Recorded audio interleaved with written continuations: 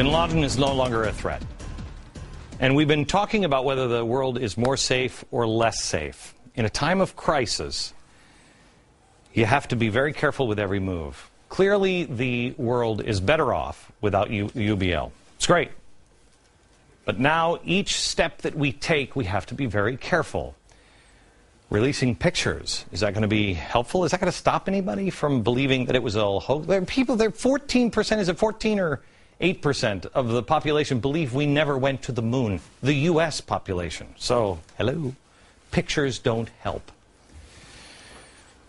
But we have to see what we've done in the last couple of years. Who are our friends anymore, honestly? I asked my radio audience today, what do we even stand for? Who are we? What do we believe in as a country? Who are our friends? I don't know. Who are the allies? And what's going on? I want to show you a video here from a journalist and a Middle East expert. This is what he had to say on Iran's government press TV. Watch. America, Britain, France, yes, real economic difficulties. But strangely, the economic difficulties means the Americans in particular, and the British and French to a lesser extent, are prepared to use their military power to offset their economic decline. The military power? I want you to know who this guy is. First of all, this is the guy who last month resigned from the British Socialist Workers' Party after 32 years of membership. I guess being the editor of Socialist Worker paper qualifies him as a journalist and an expert on the Middle East. So here's a socialist, communist, Marxist revolutionary talking about the government as a socialist, communist, Marxist revolutionary and saying, you know what, they're going to go to war. Is this what our country is being set up for? I don't think so. But the Iranians believe that. And it is the way that when people hyperinflate, that's the way they usually get out of it. But I want to show you what's happening to our country. Our country is transforming everything. All of our ties are changing. This is who our traditional allies have been. And these are our traditional foes. But let's go through them one by one, shall we? France. Here's the latest on France. President Obama called them a strong friend and an ally, but the honeymoon is over. They now have to take the lead in Libya. Right. And if the election were held today, Sarkozy would lose to Le Pen, who said she will break the alliance with NATO and realign with Russia.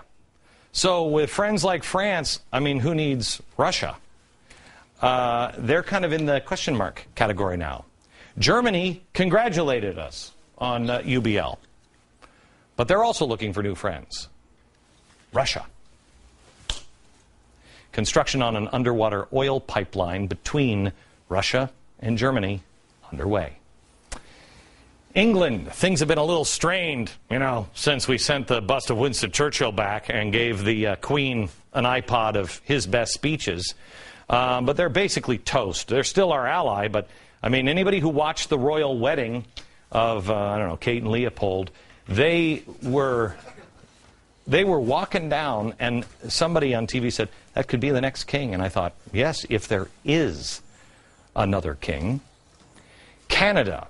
You probably missed this piece of news, but this is good. Stephen Harper and his Conservatives won yesterday. I may just knock back some maple leaf syrup and, break out into "Oh, Canada," because they're our strongest ally. Please, let us across the border, please. How frightening is this, that this is the ally that is, no offense, Canada, but, you've never been really known for your fighting prowess.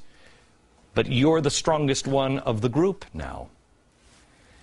Pakistan. Well, I think they're over here. They could fall at any time. Friend or foe, which are they? Were they harboring UBL or not? His death could throw the country into a tailspin, and let's not forget that the Mumbai incident, the killers were from Pakistan. So now we're spreading from Iran through Afghanistan into Pakistan into India. Oh, it's good. Wait a minute. Who was it on this show that said, who's me? From India all the way to Spain. Egypt. Since Mubarak stepped down, anti-American sentiment has been growing. We're not real popular over there. The Muslim Brotherhood, all for Sharia law, poised to take control. Go to glennbeck.com to see the latest approval ratings for the Muslim Brotherhood, and ours. By the way, they came out today and defended resistance against U.S. presence in Iraq and Afghanistan as legitimate. But our president loves it. Foe. Israel is repeatedly criticized by this White House. We are at a relationship that we haven't had in 35 years. Saudi Arabia, if you've been following it all, why do you think they're not pumping more oil? They're really, really angry.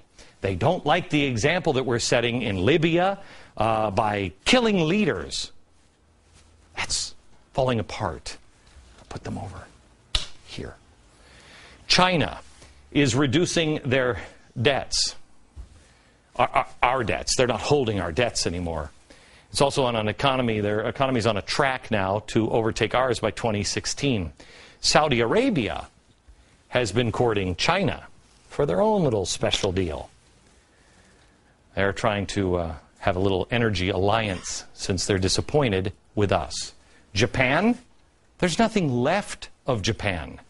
Between the earthquake, the tsunami, and the 400-plus aftershocks, Japan is crippled and on the DL. Now, wow. What happens? Remember during the time of hope and change, the idea was the president to repair our international relations. I mean, unless he meant relations in a biblical sense, I mean, we're not really repairing anything. We still get along with these guys. Kind of. I think these guys still like us. Oh, and these guys like us. Well, Brazil, really, not so much. I mean, yes and no. There's nothing like a former Marxist guerrilla that went to prison for trying to overthrow their president, their government, who's president now of Brazil. I don't look at Brazil really like we're friends or allies.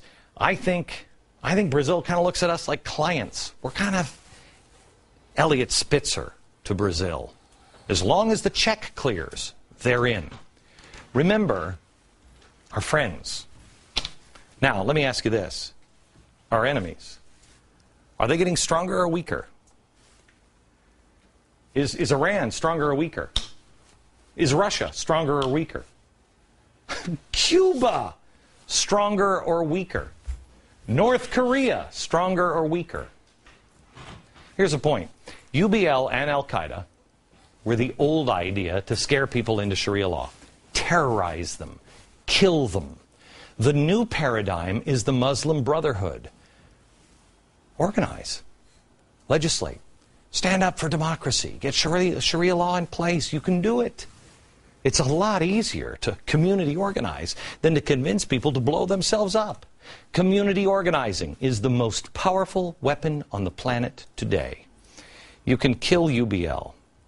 But as I just told you, the idea lives on. There is a competing idea. It's globalism, statism, Marxism, Sharia. And it seems as though we are being separated and cut apart from anyone who once believed in that idea. Because nobody wants to stand with a bunch of people that are only about stuff. That's where we begin tomorrow, the competing idea. Back in a minute. Bin Laden's death raises a lot of questions. Are we more safe or less safe now? My guess is that we are less safe temporarily, but if we do the right things, more safe. Michael Scheuer is the former head of the CIA's Bin Laden unit, also the author of Osama Bin Laden. Let me just explain something about Michael before I bring him on. I've known Michael. Michael, how long have we known each other? Maybe 5-6 years. 5-6 years, yeah. And Michael and I disagree on some things here and there, but he is, you'll notice that I have very few guests on this show, and that's, pardon my language, just because most people speak bull crap, and they don't tell you what they really think. He does. agree or disagree. If you're in a firefight, you want somebody to tell you the truth. So here we are in a firefight, Michael. First of all, you watched the show or saw a few minutes of it here as you were waiting. How much is bullcrap here? Am I on the right track, or am I going in the wrong direction? Well, I think certainly we underestimate, Glenn, the dismay with the United States around the world, especially in the Muslim world. We heard the president on Sunday repeat again and again, as did President Bush, as did President Clinton, that we're not at war with Islam. Well, that's fine, but increasing numbers of Muslims across the Islamic world are at war with us and with our allies. Okay. And it's a very broad war, and one that we're going to have to fight for a very long time. It doesn't seem to me, though, that, I mean, you know and I know, Michael, we can't fight this war for a very long time. How much is this war costing us? And look at our debt.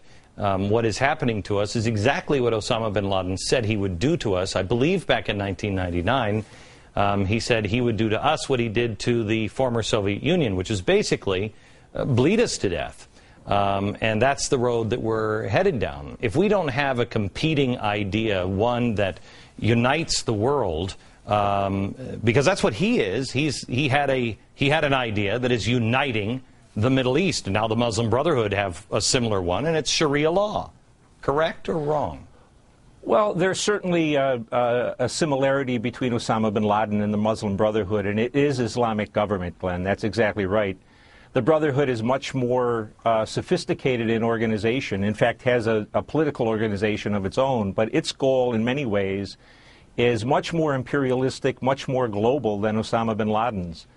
Bin Laden was a defensive jihadist, if you will, wanting to reclaim some territory that was lost by Islam. But if you read the Brotherhood's material rather than what they tell CNN, the Brotherhood is very much an imperialist organization like the Saudis, who want to install an Islamic government in every country of the world, which would mean conversion for death. Jews or Christians, Right. or it would mean death, Okay. or it would mean a special tax. Hold on just a second. Back in a minute. Michael Scheuer, he is the former head of the CIA's Bin Laden unit. And Michael, I wanted to ask you two questions. We only have 90 seconds, so the first one is yes or no. Shouldn't this debate about the photos of whether we should release the death photos of Osama bin Laden have been done long ago, before the trip was even made? Yeah, I think this is a botched thing, Glenn. Okay. They should have decided before they went how they were going to identify the body to the American people. Okay, so the second thing is the destabilization of Pakistan, intentional or unintentional. What does this mean to the war on terror, if you will? Well, certainly we're tearing Pakistan apart by what we have asked it to do and what it has done. But perhaps the most dangerous thing was the State Department's insistence that Mrs. Bhutto go back and democracy be restored. At least Musharraf was helping us. Since that election, the president of Pakistan is one of the most corrupt people on earth, and the country as a whole is really falling apart. It seems to me, at least, that our best bet is if the military at some point in the near future takes over. Wow. Thank you, Michael. Appreciate it. We'll be back in just a second. We can take these stupid security fences down and start pushing back and make the Marxists and those who want Sharia law and the global. Well, perhaps nobody but the United States has suffered as greatly at the hands of al-Qaeda.